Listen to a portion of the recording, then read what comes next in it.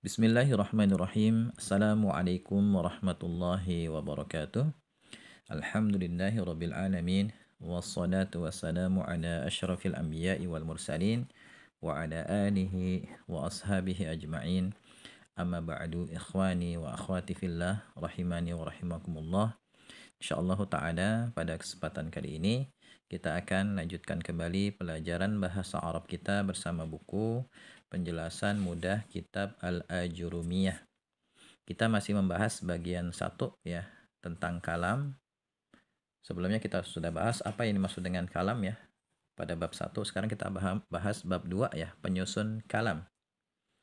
Ibnu Ajurum rahimahullahu taala berkata wa aqsamuhu ya, wa aqsamuhu artinya dan bagian-bagiannya, maksudnya bagian-bagian kalam ya. Hu di sini kembalinya ke kalam.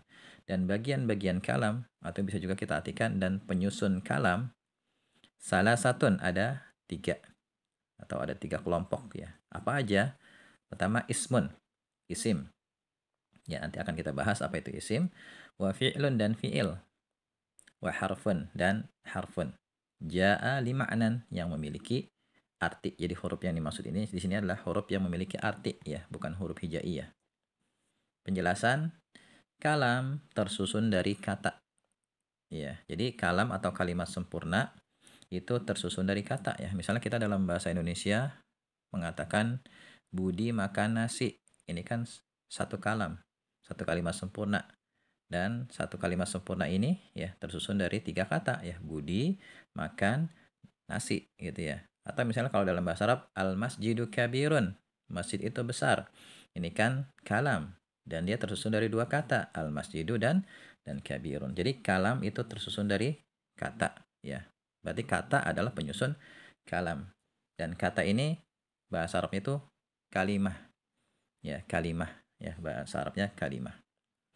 Dalam bahasa Arab ya, kata terbagi menjadi 3 kelompok ya. Jadi dalam bahasa Arab kata atau kalimah ini terbagi menjadi 3 kelompok. Ya, insya Allah ini lebih mudah dalam memahaminya.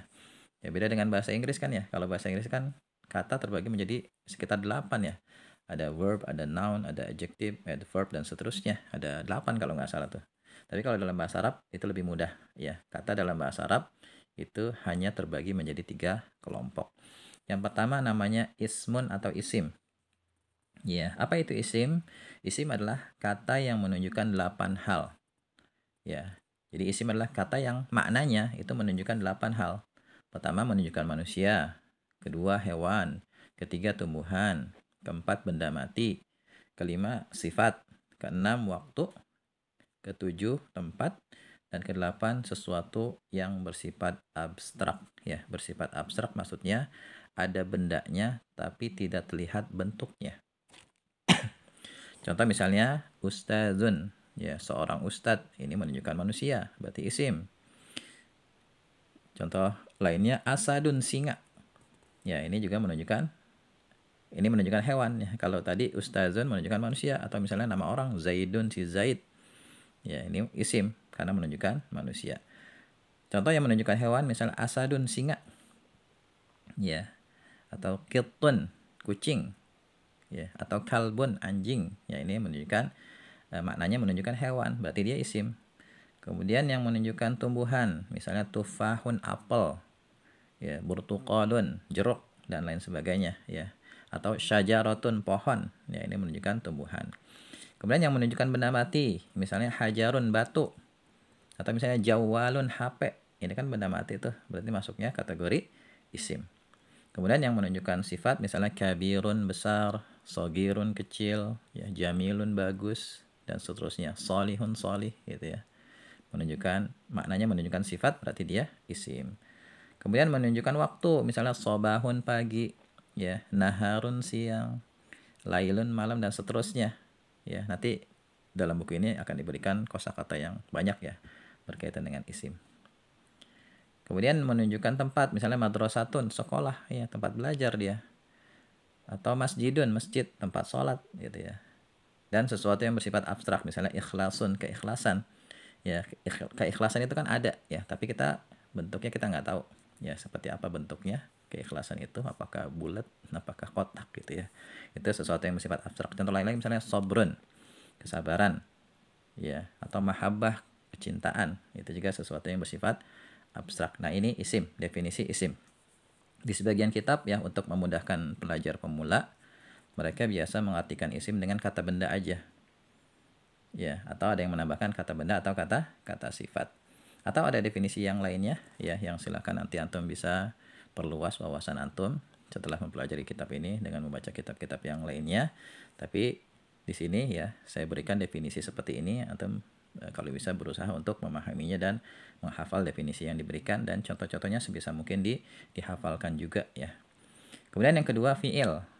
Fiil ini kata kerja ya, kalau dalam bahasa Indonesia misalnya makan, minum, berjalan, itu kan kata kerja ya. Kalau dalam bahasa Arab misalnya qara'a, membaca, kataba, menulis, akala, makan, syariba, minum, dan lain sebagainya. Ya, nanti akan diberikan banyak di sini contoh-contoh fiil. Kemudian yang ketiga, huruf.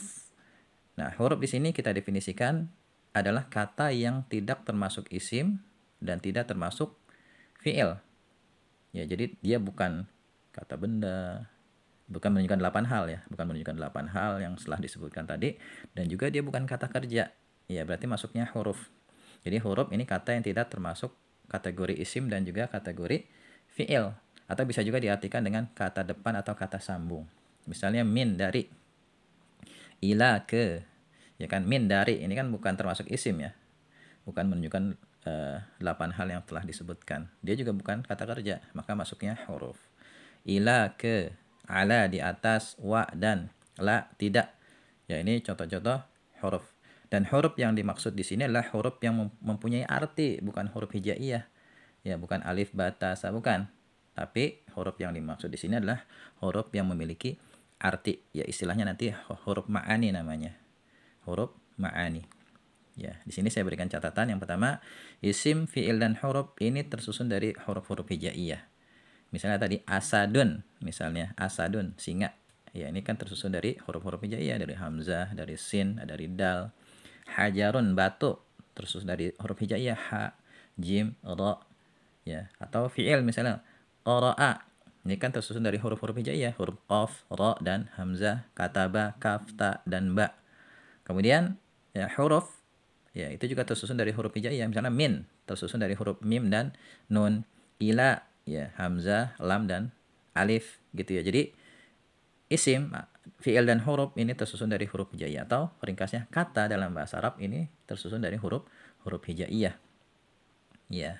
Kemudian yang kedua, isim, fiil, dan huruf adalah penyusun kalam. Jadi nanti dari isim, fiil, dan huruf bisa kita susun menjadi kalam. Ya, ada kalam yang ringkas, ada kalam yang panjang, dan seterusnya. Yang insya Allah nanti akan kita bahas pada materi-materi berikutnya. Yang penting sekarang tugas antum adalah ya memahami definisi isim, fiil, dan huruf. Ya, sebab nanti dengan bermodalkan isim, fiil, dan huruf kita akan menyusun yang namanya kalam atau kalimat sempurna. Dan kita nggak akan mungkin bisa menyusun kalam dengan baik dan benar kalau kita nggak paham apa itu isim, apa itu fiil, dan apa itu huruf. Oleh karena itu, tugas antum sekarang ya memahami apa yang dimaksud dengan isim, fiil, dan huruf. Ya, supaya semakin paham, silakan kerjakan latihannya di sini. Ya, halaman 21, sebutkan isim, fiil, dan huruf pada kata-kata berikut. Ya, dan saya harap antum menjawab dulu, baru nanti antum simak video pembahasan yang akan saya berikan. Ya, barangkali ini materi kita hari ini. Ya, kalau ada pertanyaan silakan ajukan di kolom komentar. Ya, wallahu a'lam bishawab. Subhanakallahumma wabihamdika asyhadu an la ilaha illa anta astaghfiruka wa atubu ilaik. Assalamualaikum warahmatullahi wabarakatuh.